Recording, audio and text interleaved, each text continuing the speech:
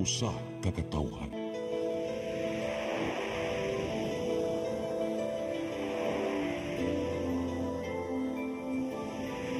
Cebu Catholic Television Network.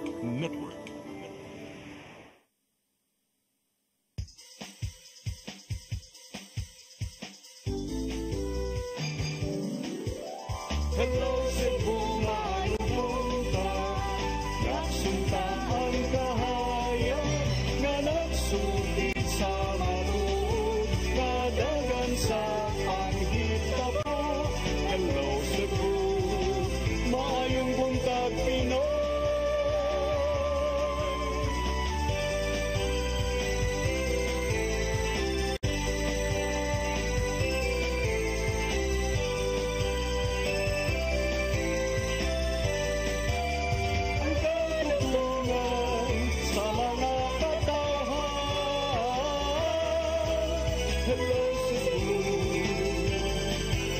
Hello Cebu, maayong buntag Pinoy.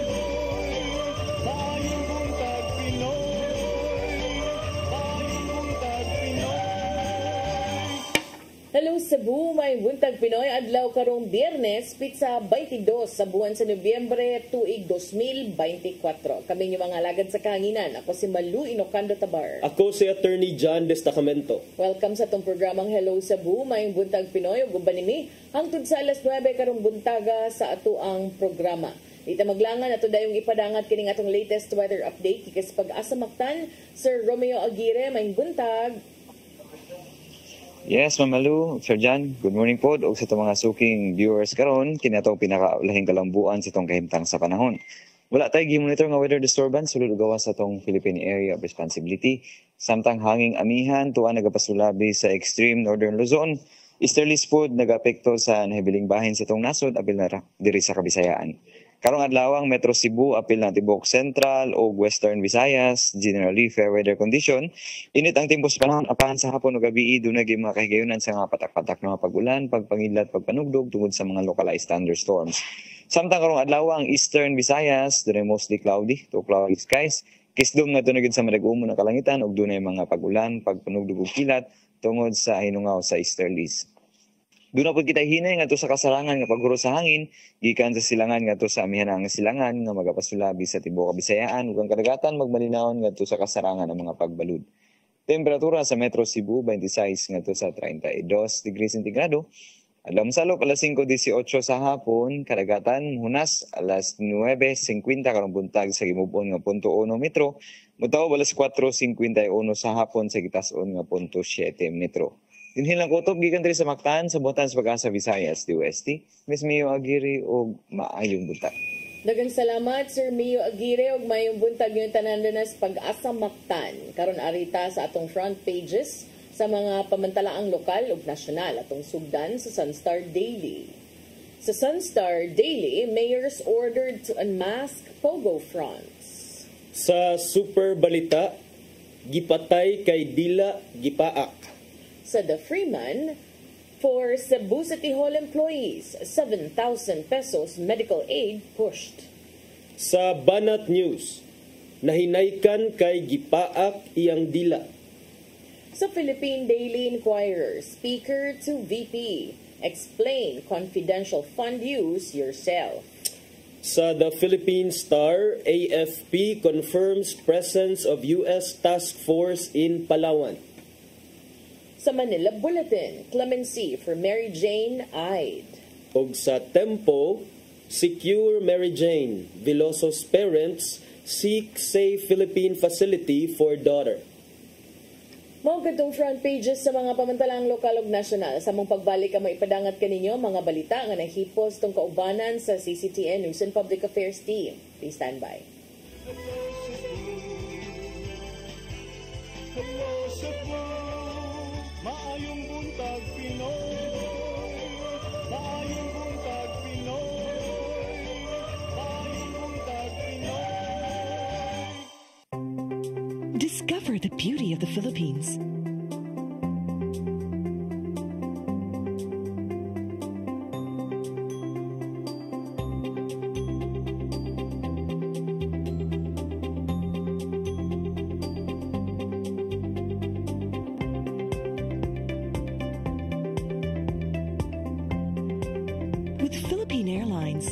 country's flag carrier.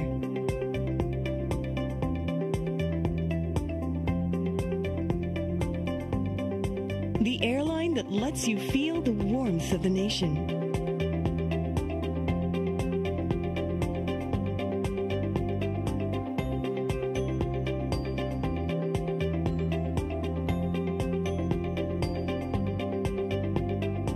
Mabuhay.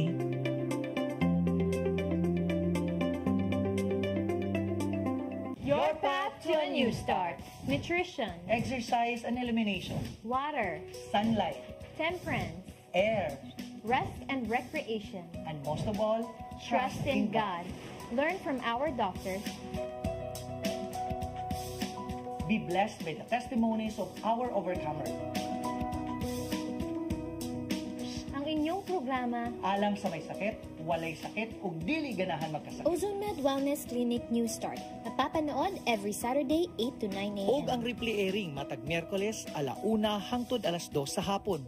Dinhilang sa CCTN Channel 47. New Start, OzoneMed Health and Wellness Talk.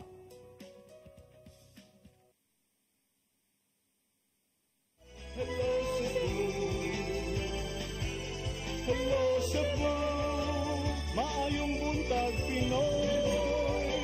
Maayong buntag Pinoy. Maayong buntag Pinoy. Balik sa Hello Cebu, may buntag Pinoy karon sa atong mga balita.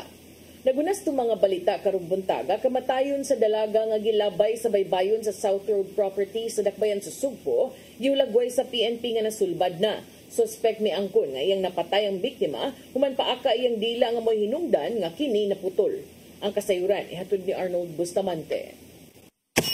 Manampusog nga nadakpan sa Mambaling Police Station sa pagpangulo sa hipinining nga si Police Major Efren de la Cruz Diaz oban sa San Remigio Police Station ang prime suspect sa kamatayon sa 22 anyos nga dalaga nga sinika Denisa Lagria nga taga sitio Silota Puro Kalabihan Barangay Yati Lungsod sa Liloan. Sinika Denise napalga na lang nga wala na kinabuhi sa baybayon sa South Road property alas 6 Martes sa buntag. Ang nadakpan gila nga si Godofredo Kiluan Brufal nga taga Barangay Sab-a Lungsod sa San Remigio Probinsya Sugbo. Nakuha sa mga pulis ang cellphone ug ang charger sa biktima. Lagip na ang usa ka kalibre 38 nga dunay duha ka mga bala. Mato ni Police Major Efren Diaz nga human nila unang nadakpan si Jason Kulyamat, membro sa Diyos Amahan nga grupo nga may tag-iya sa sakyanan nga gigamit sa paglabay sa patayng lawas sa biktima. Mitug-an kini kung kinsa aga namasada sa ihaga multicam sa dihang nahitabo ang krimen nga mao ang ihang uyuan nga si Brufal nga taga San Remigio. Gibutyag ni Kulyamat nga sa dihaga mibanos siya sa pagpamasada natingala siya nganong daghan og dugo ang sakyanan og giya dayon kini nga gitsatan ang ihang uyuan apan giingnan na lang matod pa siya nini nga gitulis kini og giputol ang iyang dila sa subang dako sa Dakbayan sa Mandawi. Iyang gihatag ang tarang impormasyon kung asa nagpuyo ang iyang uyuan ug unsa usab ang background nini tungod kay inosente siya sa hitabo. Si Godofredo Kiluan Brufal. Kung saan mo sir? Kiluan. Sir, unsa na istorya mo nagbawaan sir? Ako na ibawaan sa kung mangulit sa atin ulit uyuan kay pulis. Unsa orasa ni uli? Uli gahapon. Unsa orasa gapon? Sa akong mangun. Ako nabasahan ko doktor na po. Udto. Ang istorya niya kay gitulis daw. Tulis. Unya, Ako ginan manong gitulis na may nungdan. Dili ko nun sa makro. Muna inaman sa cellphone makita na. Dili ko nun sa makro gitulis. Kaya kung ano magpadang ko naman siya. Kaningali ni manong magpiyansa man siya nga lingaw na lugar. Muna katuo magkukuma tinuod ba gitulis gyud. Kung rin ang gitubatan mo kung mulay ko matay ko kuan. pero unsa sir nakita ning daghang kag lama sa dugo gyud ha. Dili na ka nakita ng lamang ang kinido. Sa likod ug sa tubangan. So mo na wala na sa bunay ibong anong nagkadugo kay ang gingong tulis. Mo man kaya gisulti man niya kay kanaga punta gina. Punta siya gina magtulis ko siya. Pero unsa man kasya ang sabi Kaya ako pwede siya tanang kaya siya man ispilo na makuha mo sa ginan. Asa man dili ko? Yan sa gasolinahan sa Liluan. Dito na gidilin. Anak mo ni may butang na ako kaya rin ko matugan. Rin ko kaya matug. Bayad ako 50 na parking ako anak ko ng tugil. no pa ninyo na istorya niyo yuan Wala. gid. Wala ko istorya. Kaya karoon ko mo ko nabalik. Nakigalayon sa San Remigio Police Station aron magiyahan sila sa dapit nga gibutyag ni Kulyamat. Pagka alas 2 ang takna sa kadlawon ilang nabtan si Brufal siyang balay sa Barangay Saba apan misuway pa kini sa pag-ikyas sa dihang nakabantay nga dunay mga pulis nga nangita kaniya apan nadagpan gid kini.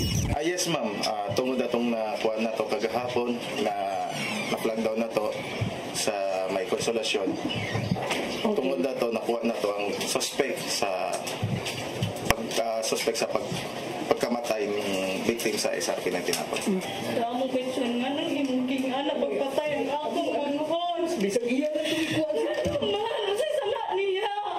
Wala na sila akong manuhon. Pamagay ko, gagit mo sa Diyos. Upat ka mong bata sir, pulis mo mga baga itong anak. Tagayin, dito ba? Kanindani ka, check ato. Wala ka! Pagkita ni mo na eh. Kumbrino kita ba? Hindi ka tumutol. Hindi ka pamilyado. Wala ka pamilyado. Kabuhatan ni Police Colonel Antonio Cañete o Cebu City Mayor Raymond Alvin Garcia, nagkita sila sa tulo ka igsoong babae o amahan sa biktima. Di nila kini nga gisudyaan sa gihimo sa suspitsado. Misuway pa sa pagpangayag pasaylo si Godofredo o mipasabot nganong nga nahitabo niya ang krimen. Kay matud niya, gipaak ang iyang dila nga miresulta sa pagkaputol niini. Iya matud pa kini nga gituok ang liog hangtod nga nakabsan sa kinabuhi o gidala niya sa SRP o didto gilabay sa dagat. Ako kauban. Maro nga nabuhat ako ng iso, pasayo ako niya daan. Tungod, ako tambuhat ko na ato, mag-intensyon mo, akong patyon. Sakit ang akong dila kaya yung iputol. Ngano lagi man mong dila man nimo ang dili ko man dila ko sa sangwil. Sayo ang ko. Walay pasaylo. Mo nga buhat ako pagpasay sa mga hote. Sakit ang akong dila. Ngano pahiton man kaniya? Pahiton man kaniya, giunsa man nimo siya? Agdan di mo siya. Pahiton kaniya. Wala na nimo ilabti. Wala ko ilabti. Giunsa man nimo? Ngano man wala nimo siya gihunong sa iyang padulngan. Ingong sa ato sa nasasya. Tungod sa naling pagkasikop sa suspitsado, gihulagway sa hipis sa CCPO, Police Colonel Antonio Cañete, kasulbad na ang maong krimen o gitakdang ila kining pagsakaan og kaso. Magpaabot usab sila sa resulta sa autopsy sa PNP Forensic Unit aron mailhanon sa hinungdan sa kamatayon sa biktima. Several possibilities of cases that will be facing before the prosecutor. First, rape with homicide, dependent upon the result of the SOCO team, which I have to receive yet. Second, there might be crime of homicide and theft. Kung patay na, ikuha niya ang cellphone. Or robbery with homicide, kung buhay pa, ikuha niya cellphone with force with intimidation of force or violence against the victim. Nakadaig si Mayor Garcia sa kapulisan sa siyudad sa Sugbo sa daling pagkadakop sa suspitsado. Tungod nini iyang hatagan og pasidungog ang mga pulis sa Mambaling, dungan siyang saad nga dugangan niya ang sakinan sa kapulisan sa Dakbayan sa Sugbo. Of course, that goes without saying. Sila magyud ang unsay tawag kanina, they did the dirty work, no? Sila gyud ang nagkuhan sa Mambaling. So muna nga kanila mga request na gidako nga mga sakyan na unsa pa na diha. Ato gining ihatag gyud dayon Colonel, no? Para you can really do your job even better. Utusam siyang kaugalingon nga kwarta ang mayor o gitunol sa pamilyang Lagria isip financial assistance alang sa gasto sa pagpalubong sa biktima kasi ni Denise. Arnold Bustamante, CCTV. Samtang Department of Labor 7 may pagawas og stoppage order ngadto sa usa ka planta sa semento sa lungsod sa San Fernando. Subay kini sa nagpadayong investigasyon kabahin sa kamatayon sa duha ka trabahante ning Simanaha. Ang kasayuran ni hatod ni Gian Navarro. May pagawas ang Department of Labor and Employment 7 og stoppage order ngadto sa planta sa Taiheo Cement Philippines Incorporated sa lungsod sa San Fernando. Subay kini sa nagpadayong investigasyon sa kamatayon sa mga contract workers nga silang Sholin Sabayton ug Jonel Barueda niadtong Lunes.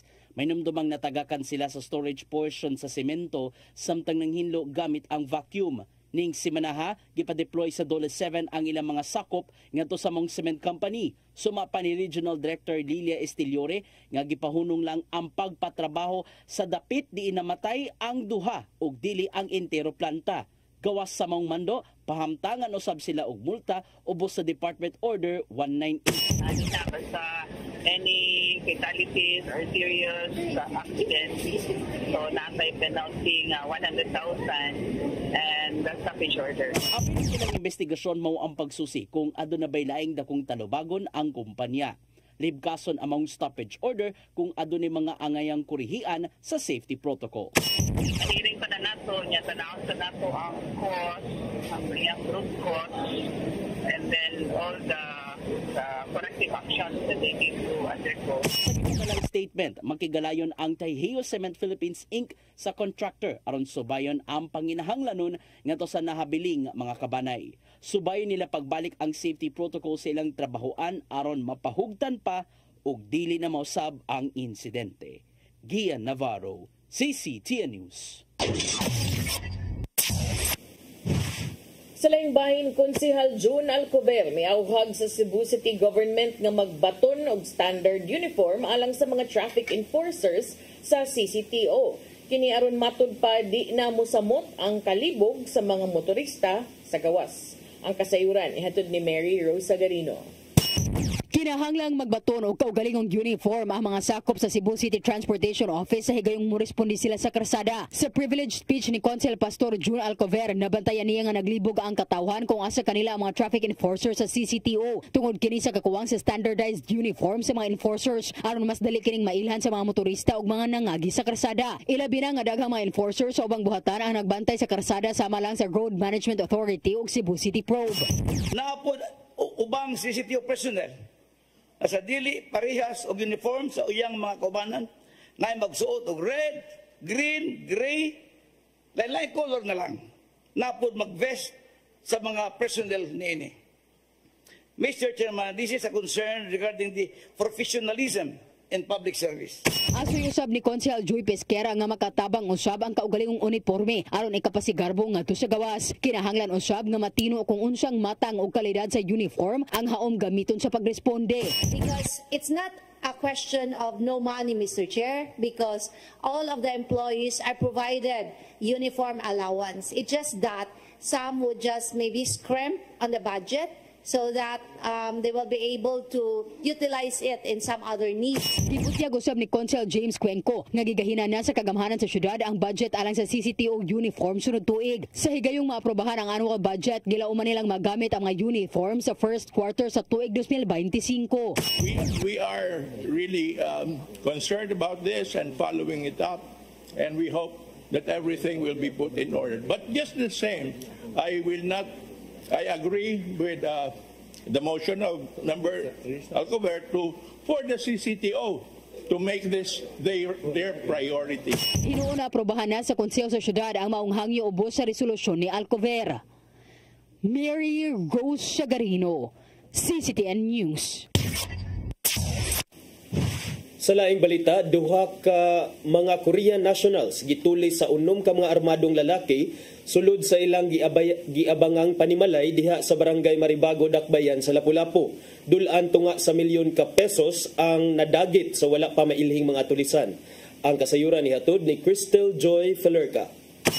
Duha ka mga lalaking Korean nationals ang giingong gituli sa wala pa mailhing unom ka mga armadong lalaki sulod sa giabangan nilang balay sa usa ka subdivision sa barangay Maribago, Dakbayan sa Lapu-Lapu niadtong Domingo, Nobyembre 17 sa kadlawon. Kuyog sa mong mga langyaw ang usa ka Pinay nga hinigugma sa usa ka Koreanong biktima ug ang van driver nga taga-lungsod sa Konsolasyon. Ang mga biktima ni butyag ngadto sa kapulisan nga nahitabo ang krimen alas 4:30 sa kadlawon. Gikan sila sa usa ka bar sa Dakbayan sa Mandaue ug sa mong taknaa mao pay pag-abot nila sa ilang giabangang panimay. Sa pagnaog nila sa van, dali silang gitiunan og armas sa unom ka mga lalaki. Gigapos sila ug gitaptapan og plastic bag ang ilang mga naong. Dayong pugsanong gipasulod sa panimay ug gipangayuan og kwarta.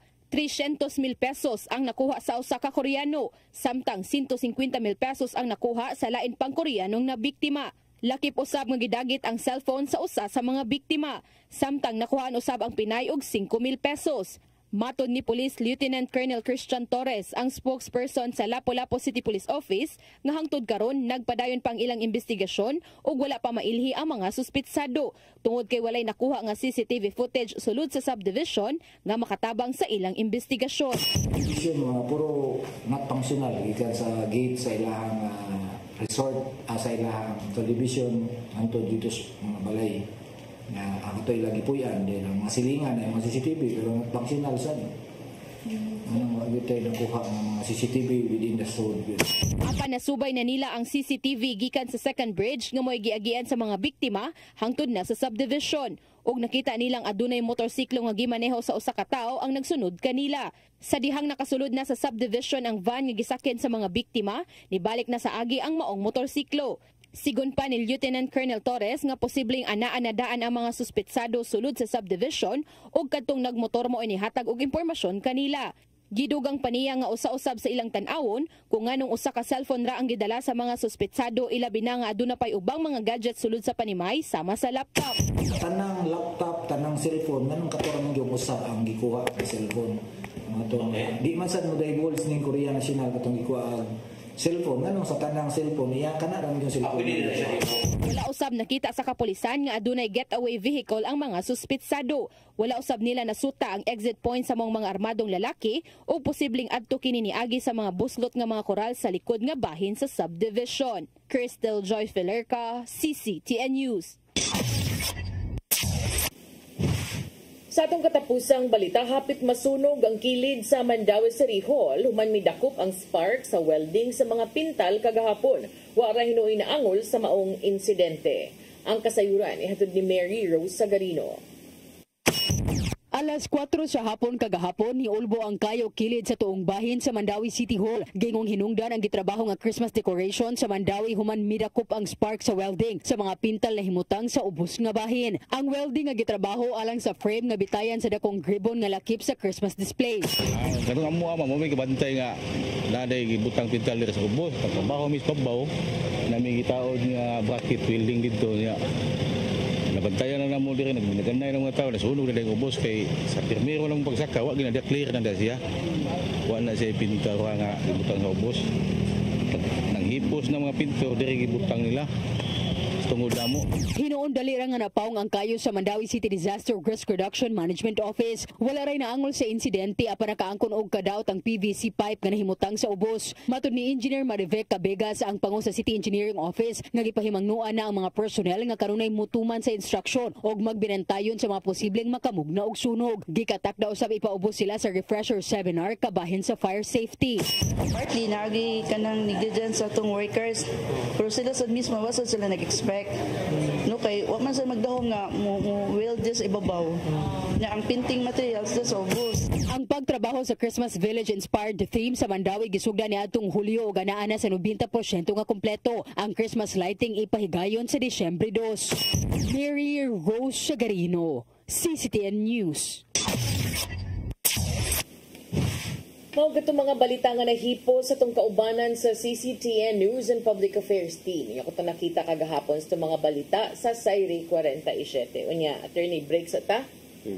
Mubalik ta karong taud-taud kay andam na si attorney nga mutuki sa iyang mga gipang-andam nga mga isyu karon. Unya, andam na sad ang iyang mga punto legal para sa makatkon sa tarong bunta. Balik niyo man sa pipila ka painumdom. Please stand by. Hello Cebu, maayong buntag Pinoy, maayong buntag Pinoy, maayong buntag Pinoy. Discover the beauty of the Philippines.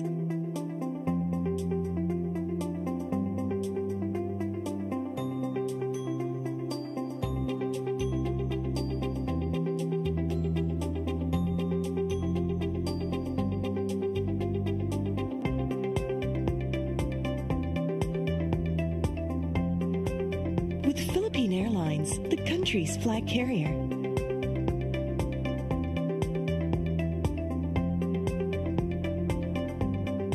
The airline that lets you feel the warmth of the nation.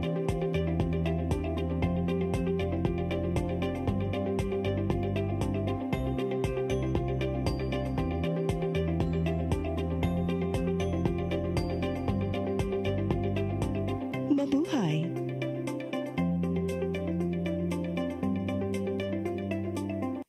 Start today. Unlock the secret to a healthier you. You're worth it.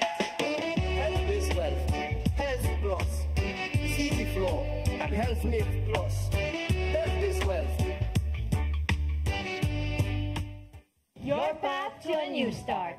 Nutrition, Exercise and elimination. water, Sunlight. temperance, Air. rest and recreation. And most of all, Trust in God. Learn from our doctors. Be blessed by the testimonies of our overcomers. Ang inyong programa, Alam sa may sakit, walay sakit, ug dili ganahan magkasakit. OzoneMed Wellness Clinic News Start. Napapanood every Saturday 8 to 9 a.m. Og ang replay airing matag Miyerkules 1:00 hangtod 2:00 sa hapon. Dinhilang sa CCTN Channel 47. New Start, OzoneMed Health and Wellness Talk.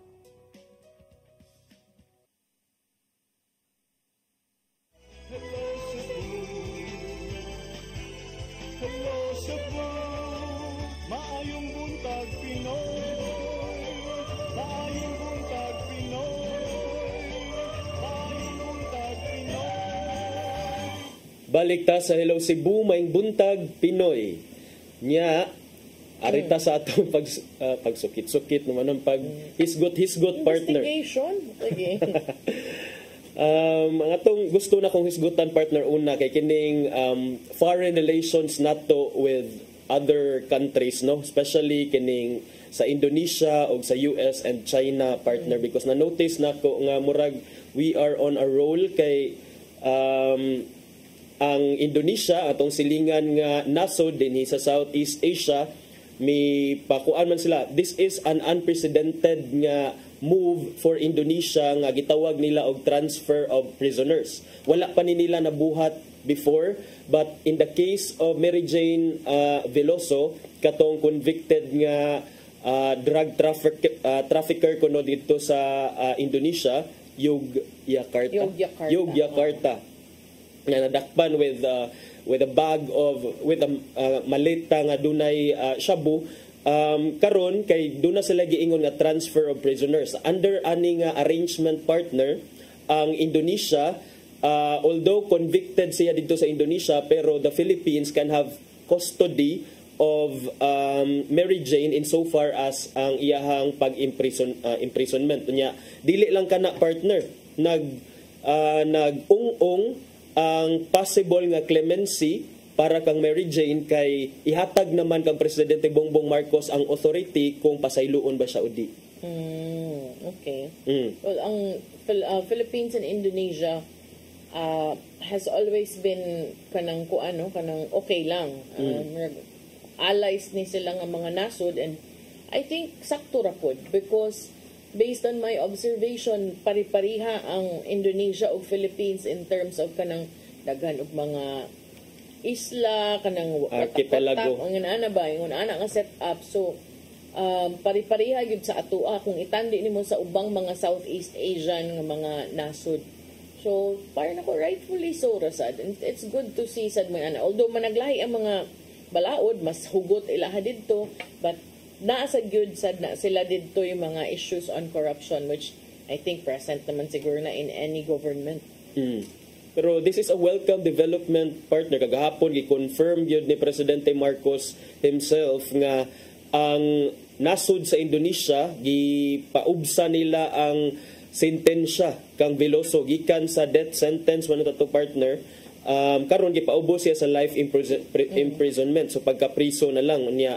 Gikumpirma sad ni Presidente Bongbong Marcos nga a clemency for her is on the table.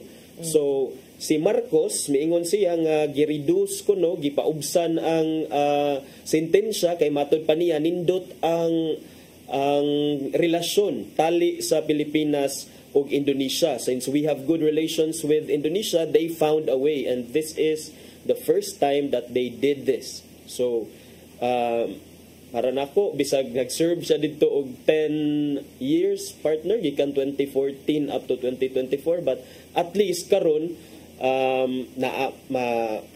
murag wala pa man siguro siya diri sa Pilipinas, but at least itugyan siya sa mga otoridad sa Pilipinas, makit-an siya sa iyang mga ginikanan o mga kaparentihan. And more than that, I think kung tinuod man sad nga she was only kaning nailad ra siya nato nila ni Sergio o mga kaubanan ni Sergio sa drug trafficking katong ilang gipangbuhat. This is also justice for her if tinuod man gani na siya partner. Nya ang aside sa Pilipinas dito sa Pikas Pikas side ang Indonesia asam ni sa ubos man ni sa Pilipinas ang Indonesia dito sa west sa ubos partner sa ubos ang Indonesia dito ra kagikan last month sa Bali lahi ra jud ning Bali di ay corporate okay so dito sa Pikas sa may Palawan area ang Armed Forces of the Philippines partner may confirm na sad nga dunay presensya sa US Task Force dito. Kanina, no? Sa may implications ani attorney? No, ang implication ana well bipasabot sila nga oy dili man ni kining kuan dili ni siya for the purpose of waging war against anyone ha. Ang presensya ra diha sa US Task Force matud pa sa AFP, matud pa sa taga US Embassy nga mutabang lang sila sa kaning mutabang lang sila sa Armed Forces of the Philippines as to like mga resupply missions sa mga tropa diha nga naka-deploy sa kana nga area considering kana nga area diha is kinahanglan og suporta but murag sa words or sa tenor sa taga US Embassy murag there's nothing so special about it kay murag siya ordinary nga kuan ordinary under the ordinary course of things diha sa Palawan pero at least murag kining headline man ni siya ang implication ana kay maybe hopefully because of that magkingking sa dang ubang mga kampo nga dili lang inana dalion pag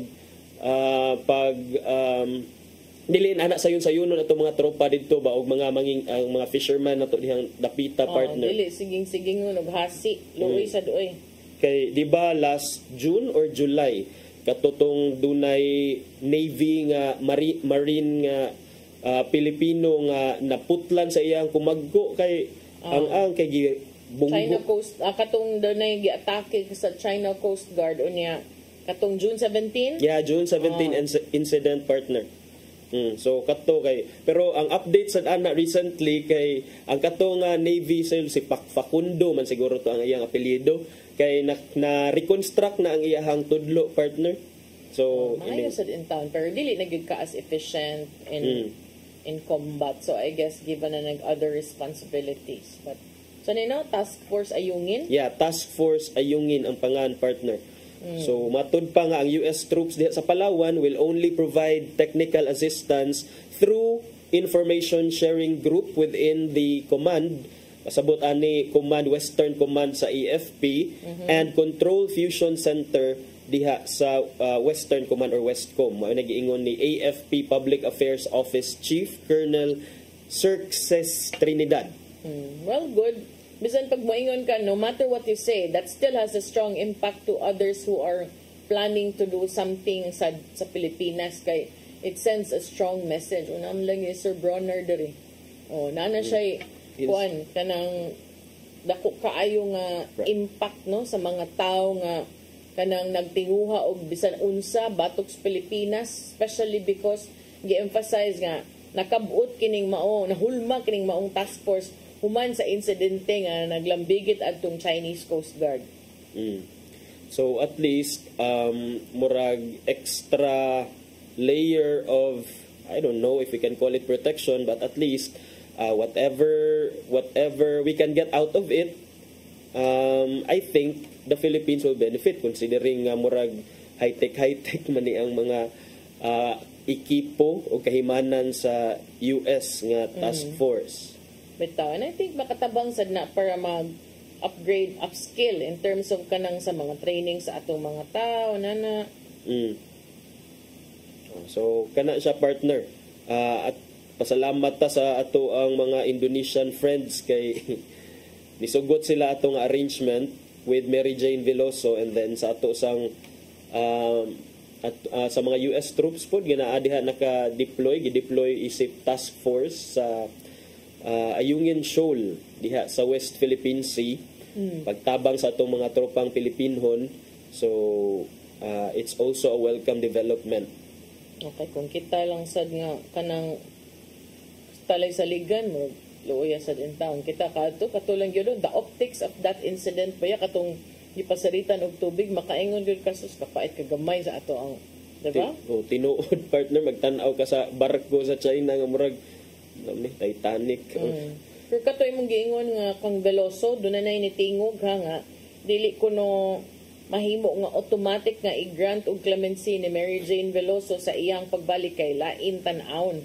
So naanay mga nitingog ani, especially ang National Union of People's Lawyers, Gabriela og migrante kay sige na sila awhag og immediate clemency but dunay mga officials na ingon nga kani posible nga taud-taud pa ni kay unahon sa og honor ang mga commitments to Indonesia. Dili ko no mahimong i-disregard ang korte nga mao'y nakadesisyon nga guilty siya niya. Mura tag gipapauli para wa na dayon. So to me okay naman ko nang dili lang siya pasayloon. As I said yesterday, kamay na lang ana nga wa ka gibitay, di ba? Ana na lang ka, duol ka. Nya mura sa gugma insulto sad ang korte nga naghukom ni kuman inyong usbon dinhi, di ba?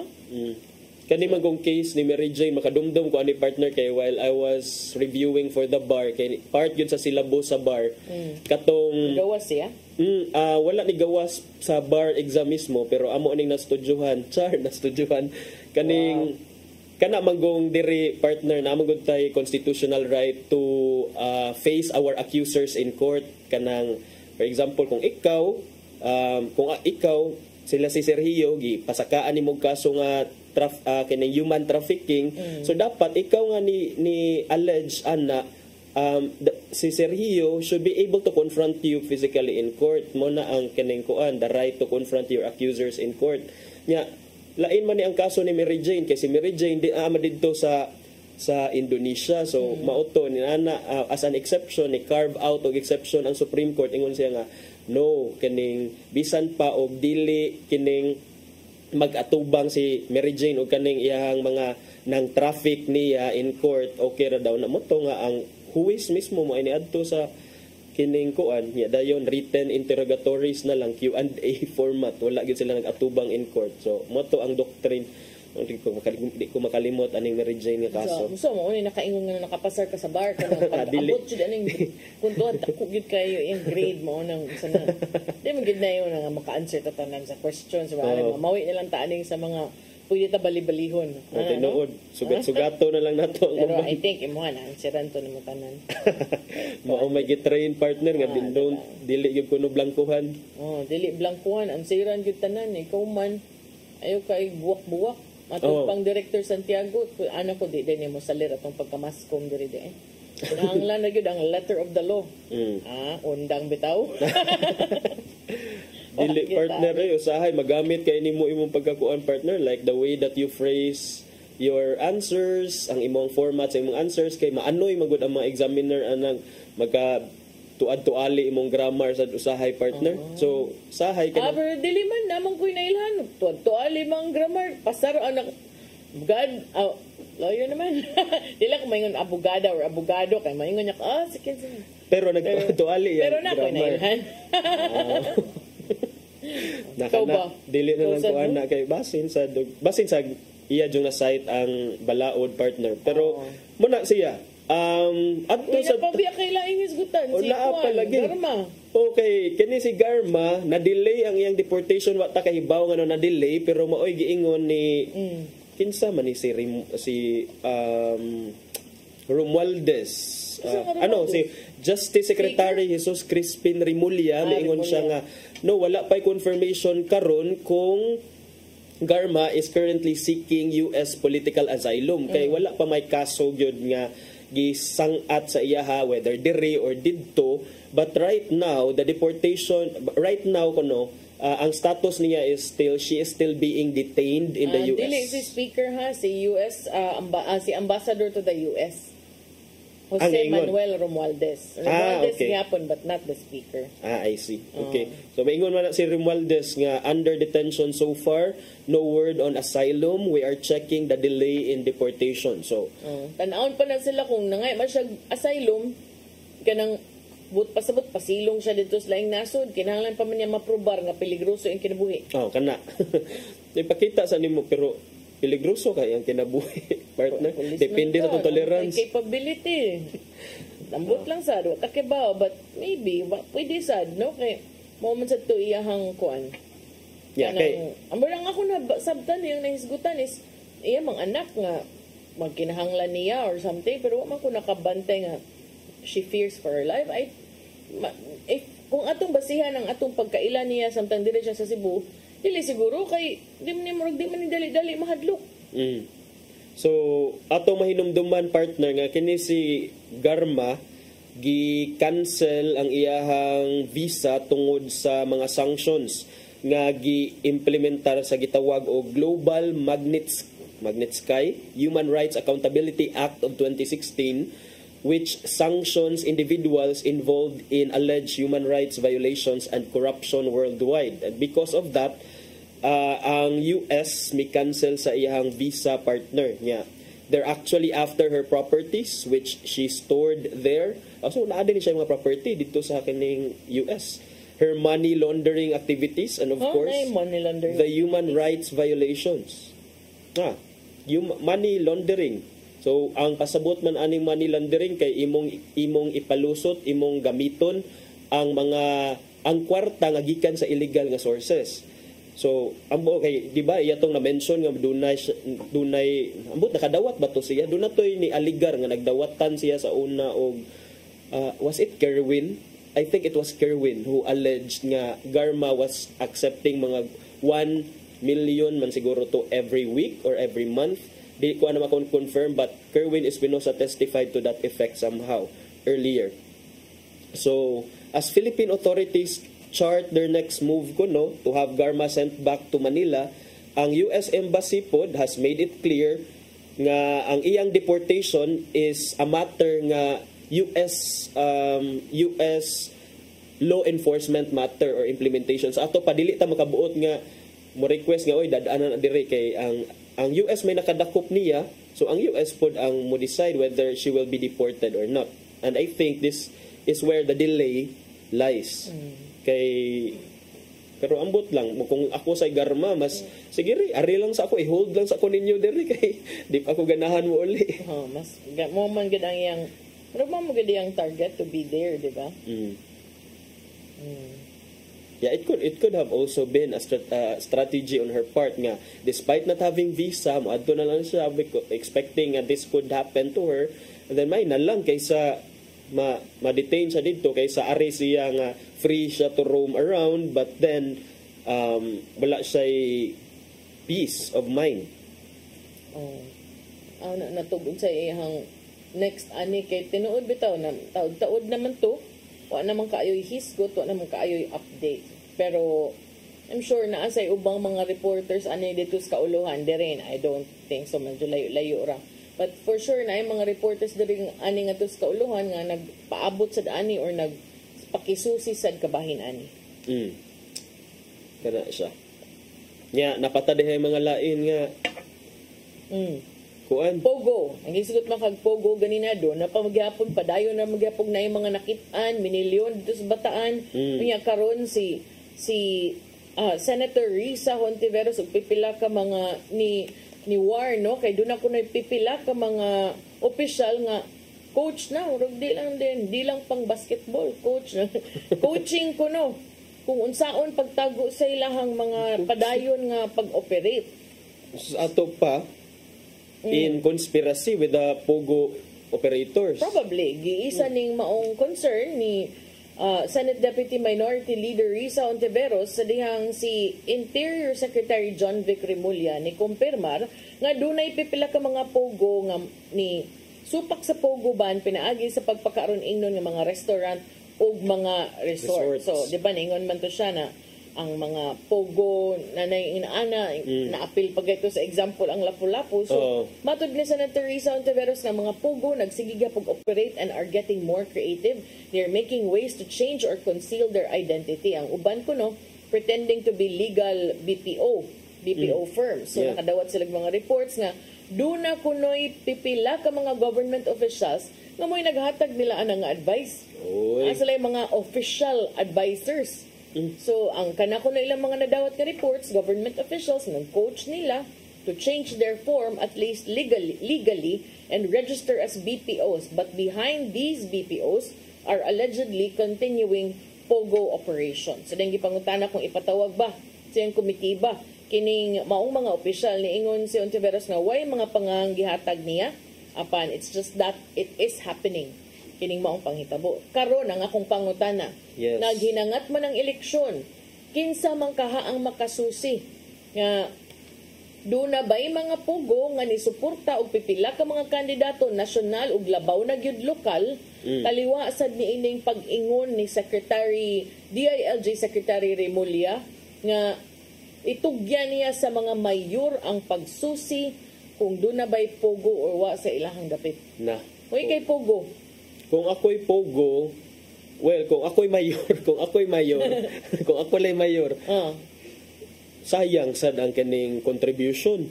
So kung ikay pogo, pangutana mo contribute ka di? Ako'y pogo na tanaw sa nako kung ako abring amigo ning ako ang contributan kay basin niya og sakoy ta ana contribute kay ikaw man yung contribute ana pero of course dili man sa maingon nga og gikan na sa pogo operation ato aran na ang kuan ang kandidato dili na lang na mo piyait kay syempre kung ano na everybody happy so pero kana nga palakaran kana nga klase sa arrangement no nga kining ikaw mo-condone ka, ikaw mismo, you are the father or mother of a city and then you condone all these things, you cuddle those who are perpetrating crimes. Para nako, that's kining, supposedly you're not supposed to do that. Kay, bisan pa siguro og unsa ang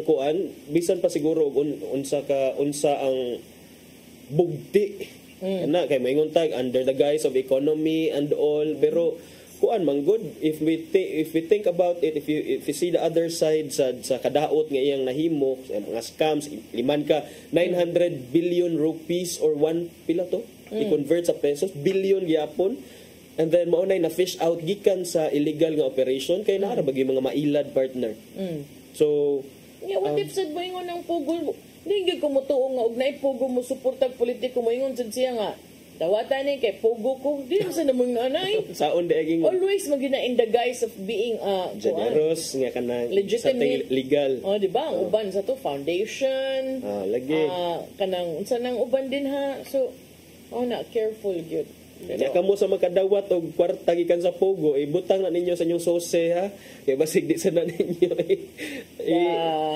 liquidate sa inyong sose nesuri gyud po kuan ang katurang mo comply katurang ang katugyong tinuod 100% mo comply katurang yung way gidawat nga dirty money tinuod ang uban tipak-tipakan di ba pila ra roy kuan ang maximum 5 pesos sa lokal 5 pesos kung naa kay kuan kung naa kay party 3 pesos kung wala sa national 10 manggoro 10 og 5 or 10 og 3 so muna lay bahala niya gani suwak-suwak ang mga contribution niya dayon adto sa statement of statement contributions contributions and expenditures inana so agoy igo rasad nila kuan i-estimate nga compliance sa balaod. nga haom lang pero di gid ka katuo nga unsa gid ug unsa ba kana tanan. Mausad na kay ang mga tawsad di bisan mo butar og way tunol. Okay. Naagay ko'y nadunggan nga ang sa usa ka lungsod kuno kay wala pa'y klaro nga daog ang makadaog kuno kay kung kinsay pinakadako og kuan ihatag niya dayon 1,000 man kuno ang minimum. Mo na masyako makaingon gid ko nga sus. Dili gid lagi ko pwede nga ma 100% politiko and that is something that I will never regret. Kay to me kanang ungo na gid kas politiko politika di naman ka mo mind og other people kay imong gusto win. Ano ra gyud no matter what gyud. Ano ba so to me thank you na lang I'm okay with my life. Okay so diba? but ikaw man gyud ang ituboy nila kay Asos. kanang Sir Tatak nga Tabar Ilocando. Wow. Lagi. Ay, depende ra na. Why? But okay, motuo man gyud ko ana, I just forgot who said it, but kind of motuo gyud ko ana nga you deserve the leaders that you choose. Yeah, ingon man sila the penalty for not participating in your government is that you might end up being governed by your inferiors. Pud. Namo na. Mo man ang kuan choice. Mo na nga tarunga gyud pili to vote or not to vote. And if and when you vote for the right people. Yan na karon lang buntag na ako ka-chat ingon siya. Yun sa unta man nga puros man yung mga kuan ko then choose the lesser evil. Di ba? Bukong. Lagi kay murag dagan di na ako musulti sa unsa nga LGU. But ang uban mo nga na asa man jud ta? Kamo asa man gid mo? Kay some people mag-agad man mo, di man ako ang makabawg unsa yung kuan, but when you ask me, I will choose correctly. So pilian ninyo ang kanang sa tan-aw ninyo haom nga makaserbisyo gyud sa inyong lugar, o syudad ba na or lungsod ba na, tarungang pili. Yes. Tarunga jud pili kay ikaw man aning Pasko ra ba? Pasko naman atong gipaabot. Wa na sa January, ikaw man sinulog balik na sadta sa kuan sa tawag na bugnong lugay. Bugnong kan uy dili ka kaingon uy. Kadto ka nga December wala na ikanang politika. Kana. Signalay mang hatag tanang Christmas party. Tanang party anda mag-raffle. Gusto kayo politiko ana partner. Mao na nga sayon kay isulti nga lansar unya ko ani kahuman. Moadto ka, wa kay tunog pulis mautan ka uy. Mao na, marese. Siguro naman tayo oras oy tingay pulis mautan sa daan ni ron. Ato sang ipadangat ang giandam ni Tatay Dodong nga niyang pulong ug kinabuhi.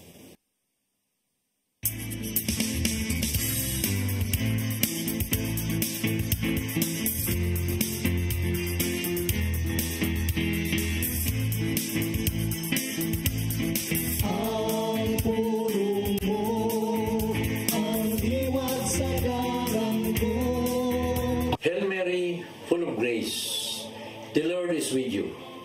Blessed are you among women, and blessed is the fruit of your womb, Jesus. Ang paglitok nini, tamis kayo alang kanato mga Katoliko.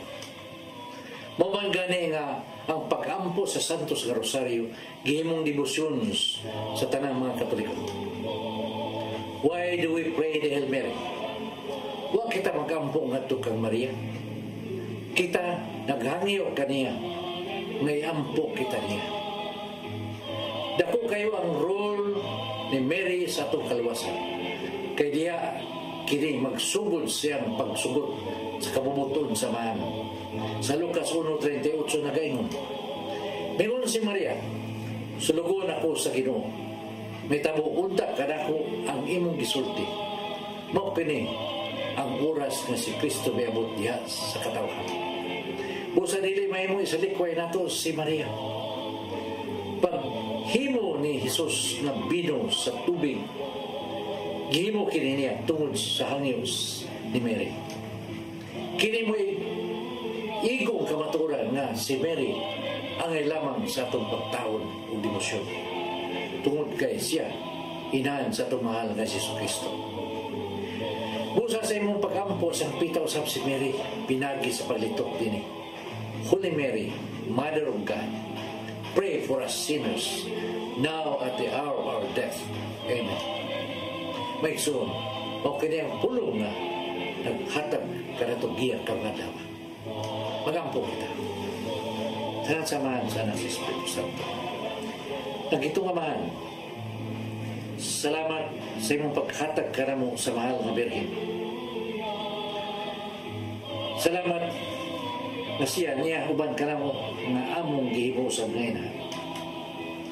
Kaya kung wala si Mama Mary, walay makapahimanglo ka na mo kung kami na isalaan na sa among dalan. Siya isip among inahan ang kanunay nasa among kiliran nga maghatag ka na mong ugiya ngadto padulong sa imong bugtong anak ka Jesus. Amen. Ang samahan sa Espiritu Santo.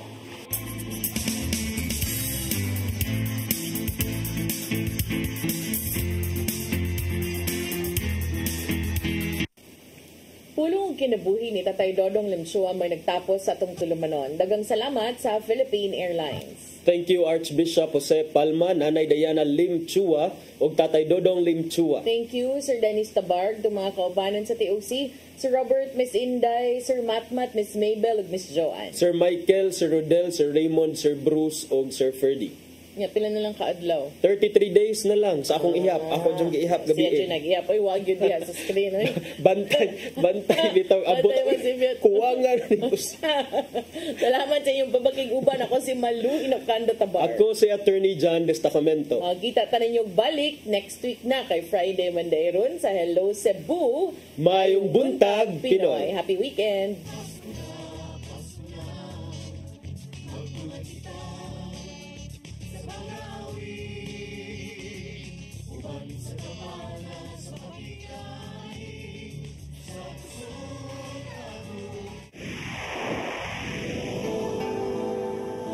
Usa ka pagtuo, usa ka tingog,